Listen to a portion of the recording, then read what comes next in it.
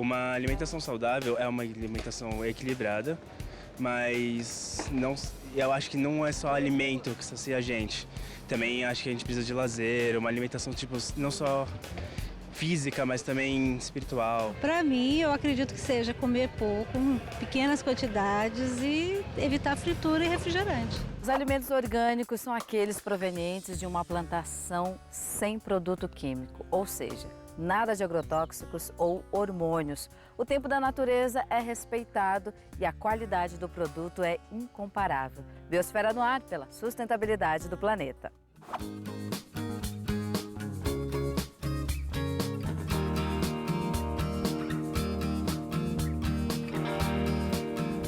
Antigamente, a gente comia o que plantava e não botava nada de adubos e qualquer coisa.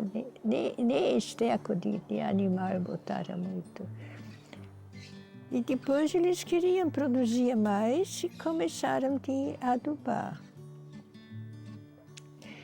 E com isso, a alimentação não ficou mais alimento, fica mais uma coisa artificial, né?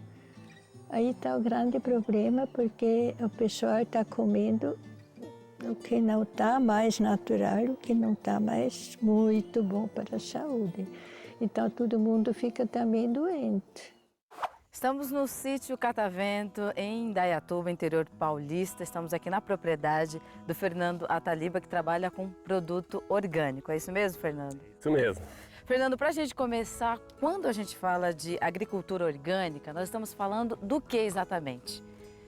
Veja, a agricultura orgânica é um movimento que começou na primeira metade do século XX. Então, é um movimento que já tem uma história longa e é um movimento que nega a agricultura convencional, agricultura de modelo industrial, né? Quais são as características da agricultura convencional que contrapõem as características da agricultura orgânica? Então, a agricultura convencional é uma agricultura que usa muito insumo químico, muita mecanização pesada, e ela é feita em larga escala, utilizando basicamente monoculturas.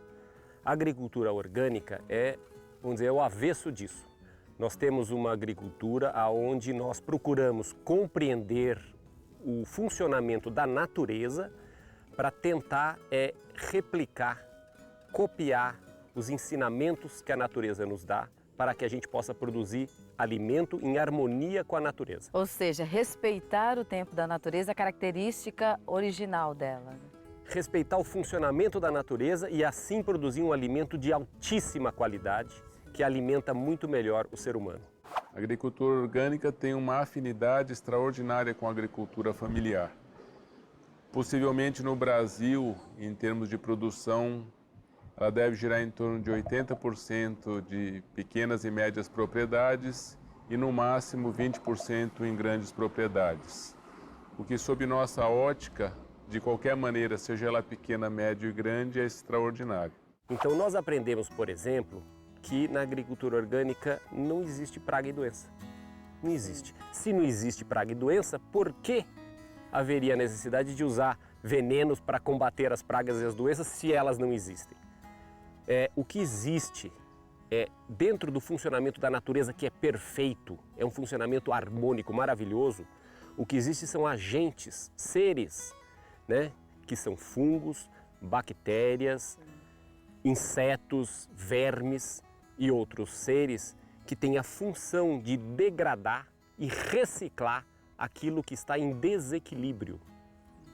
Entende? Então, esses fungos, insetos, etc., estão fazendo um bem para o funcionamento geral do sistema. Né?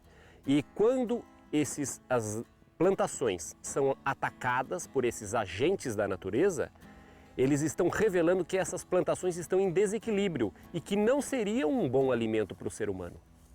Entende? Então, por essa razão, nós precisamos trabalhar para produzir alimentos equilibrados, que não são alvo desses agentes. E isso é possível, né? Isso é perfeitamente possível. Está aqui, vocês estão vendo aqui. Aqui nós colhemos uma uva de altíssima qualidade, uma uva com produtividade acima da produtividade da uva convencional, com uma qualidade, um Brix, uma doçura e uma sanidade que a agricultura convencional jamais poderia sonhar. Isso foi colhido em dezembro, na época do Natal, do Réveillon, né? E aí a uva, como é uma planta de clima temperado, ela entra em estado de dormência, né? E nesse período então da dormência da uva, nós vamos colher feijão, né? Temos aqui feijão e temos aqui uma adubação verde que vai servir para a uva do ano que vem. Sim. Então nós estamos colhendo feijão. E tudo isso feito dentro do ciclo da natureza. Então, como você pode ver, o feijão não tem nenhum tipo de doença ou de praga, né? E não tem nenhum tipo de insumo também. O importante, sob nossa visão, é você observar a natureza, ver as leis da natureza, entender as leis da natureza e trabalhar em harmonia com ela. Diferente de você criar uma tecnologia, desculpe o termo, mas enfiar a goela abaixo do planeta e das pessoas. Como então resolver a questão das pragas? Pois é, quando aparece praga ou doença, a gente não pode perguntar como se mata a praga e a doença, porque essa pergunta está errada. Ela é um jeito errado de olhar para a questão. Quando aparece praga e doença, a gente tem que perguntar por que deu praga e doença na minha lavoura. O que eu fiz de errado para que tivesse dado praga e doença na minha lavoura? Fui eu que errei. O erro não está nela, está em mim como agricultor.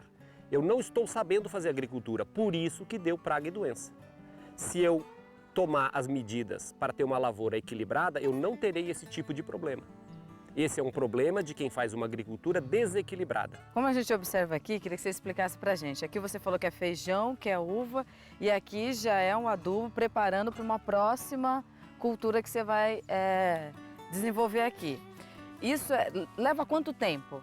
Então, esse adubo verde aqui, ele está preparando esse solo, deixando esse solo fértil para a uva, que vai ter uma safra agora no final desse ano, né?